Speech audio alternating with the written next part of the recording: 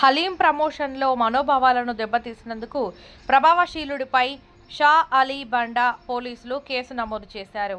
Haleem promotion వీడియోలో మతపరమైన మనోభావాలను దెబ్బతీసినందుకు సోషల్ మీడియా ఇన్ఫ్లుయెన్సర్ అయిన ఫుర్ఖాన్ కిక్పై షా అలీ బండా పోలీసులు కేసు నమోదు చేశారు. హలీం తయారీ ప్రక్రియను చూపించే వీడియో నేపథ్యంలో పవిత్రమైన కవ్వాలి ప్లే చేయబడింది. ఇది తగనదిగా మరియు అభ్యంతరకరంగా భావించబడింది. ముఖ్య ఆందోళనలు: చాలా మంది ఇన్ఫ్లుయెన్సర్లు, యూట్యూబర్లు మరియు కొంతమంది రిపోర్టర్లు బాధ్యతాయుతమైన కంటెంట్ సృష్టిని కంటే కీర్తి మరియు డబ్బుకు ప్రాధాన్యత ఇస్తారు. వీక్షణలు మరియు ప్రచారం కోసం వారి హడావిడిలో వారు ప్రజల మనోభావాలపై వారి చర్యల ప్రభావాన్ని పరిగణలోకి తీసుకోవడంలో విఫలమవుతారు.